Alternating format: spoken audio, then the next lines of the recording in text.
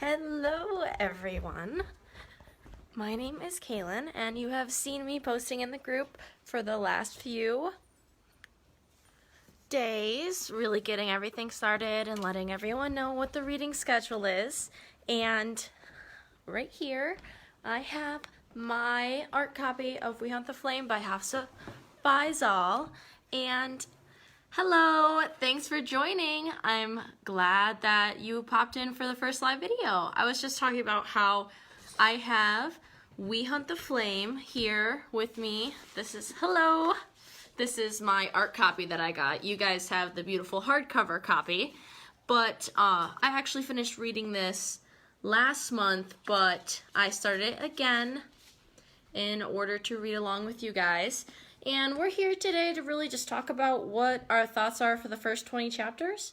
And personally for me, I thought that the book started just a little bit slow for the first 20 chapters. Based on the description, I thought there'd be a lot more magic involved in the first 20 chapters, but I'm still loving the storylines, and I'm loving the main characters and all of the relationships between the characters. And I am not going to break out the discussion card until a little bit later in the book, because a lot of the questions on the discussion card for this month really pertain to reading almost the entire book to get a good feel about the story and how you liked what the author had written. So I just wanted to ask you guys what your guys' first impressions were of We Hunt the Flame. And as I said, personally, I thought that the first 20 chapters were a little bit of a slow read, a little bit of a slow start getting into the story, but I really enjoyed the character building that was going on. And that was, hello, thanks for joining. So I personally believe that the character development is going really well within the first 20 chapters, and I'm really getting a feel for the main character and even all of the side characters that she has relationships with. And I am really hoping that she gets together with the villain in this story. It took me a little while to get into it too, but I'm getting more into it now. Yeah, I feel the same way. I think it was just a little bit of a slow start in comparison to how excited I was to read the book based on the description on the back. But I really like all the characters in this book. And another thing I noticed even when I first started reading it was that there was a lot of wording in here that I did not know what it was. And I think it's kind of like Arabian culture, where some of these words that are said in here or the phrases that are said are just things that I'm not aware of, which at first bugged me a little bit because I just didn't know what she was talking about sometimes with the different things she says in the book. But actually, I now find it very interesting because it really brings a certain... I agree with that. Oh, good. It really brings a certain type of feel to the book that I've never gotten with any other book, because I don't know about you guys, but I have not read an Arabian-style book before, and this one has some very fierce cultural references in it, which I think is great because I don't know a lot about that culture, and it will be exciting to really learn about it and figure it out as this book goes on. And I really hope that we only keep two perspectives, because I don't really like books that have a ton of different perspectives in them. And another thing I thought about it was that Dean seems to be a really good guy, and yeah, it'd be okay if she was with him, but I always like it when they end up with the person that you least think is going to be their significant other in the book. So I would really like her to be, it feels very authentic with all of the words and culture. I found myself immersed in the world from the start.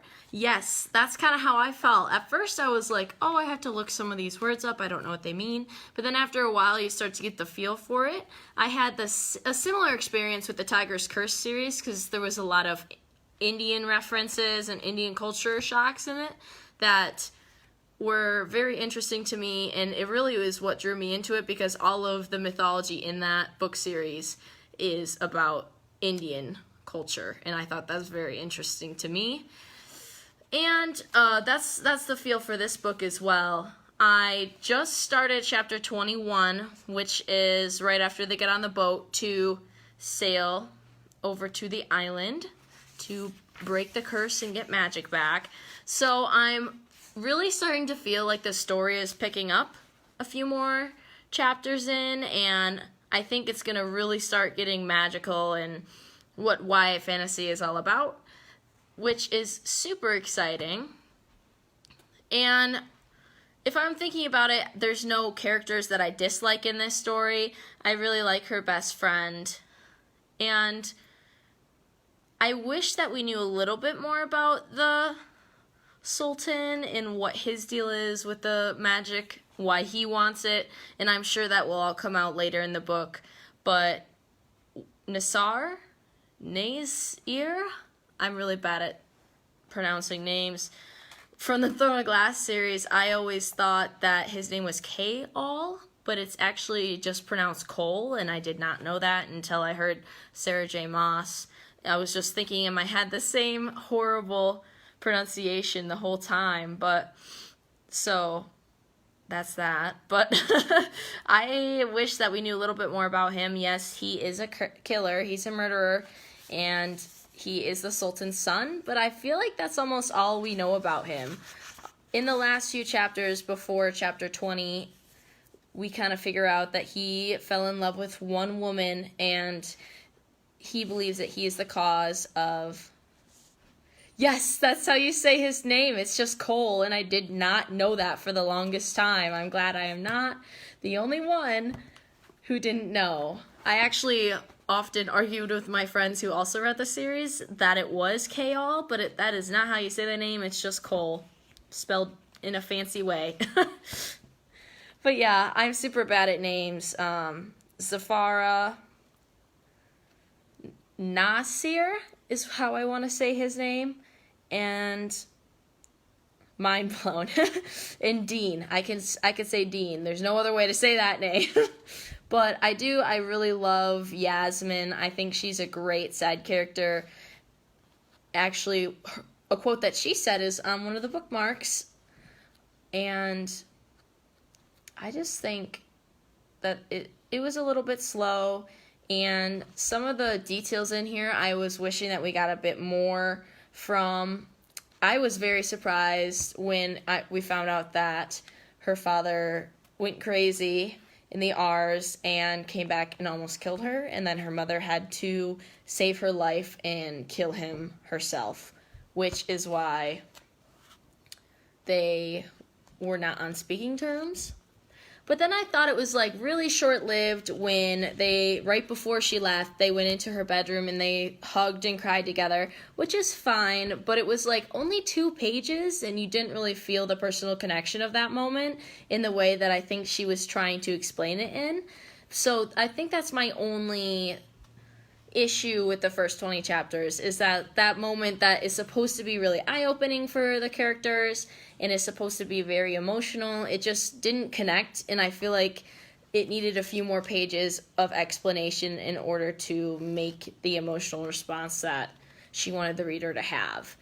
And it started a little slow, and I'm loving it so far, so I'm just very excited to continue this book, because obviously, I already read it, but I'm not going to say anything about it. But I did love the first 20 chapters. They were a little slow, and I really liked the character development. I don't know about you guys. Let me know in the comments if you enjoyed the character development of the story.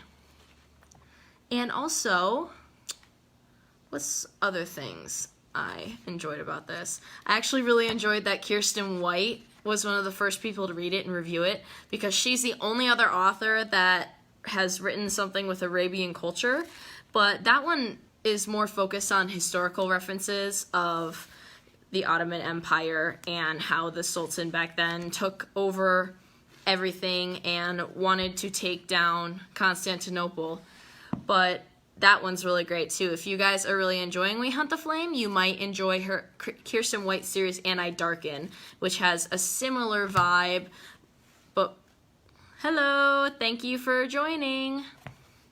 So, which has a similar vibe to this series as well. You guys, let me know in the comments what you're thinking so far. Even if you haven't read all the way to the first 20 chapters, that's okay. Just give us, like, what's the lowdown of how you felt for the first few chapters, which character right now is your favorite, and which character you think needs a little bit more development in context to the whole book, and what some of your predictions are for the book as well. And for me, my predictions, I feel like I know a lot about how story writing is created because I'm an author as well. So I'm really good at predicting what might happen, but my prediction is that her and Nassar fall in love, and that he, even though he's sent to kill her, he's not going to be able to. And that was my prediction when I first started reading this book, and we will wait to see if that comes true. I'm hoping that it does, just because I always love it when the couple gets together and it's the person that she is least likely to be with, or he is least likely to be with. And this is just me being a book nerd.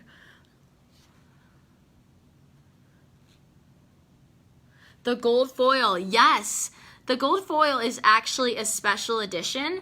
I think there were some misprints. I know that I was supposed to get the special edition gold foil for all of you guys, and we did, and it was sent out, and it's beautiful, but I think the original cover was only supposed to have silver foil and not gold.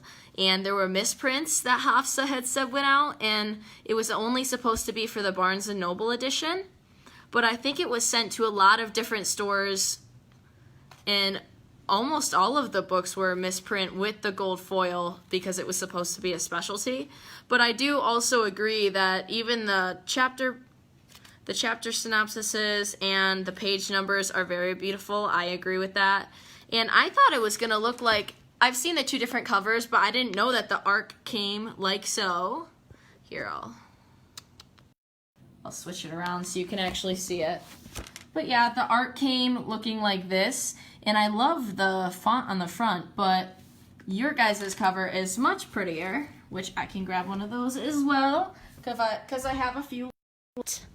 And if you guys know anyone that's looking for a copy of We Hunt the Flame, I do have some left with the gold foil on it. But yeah, I have a few left.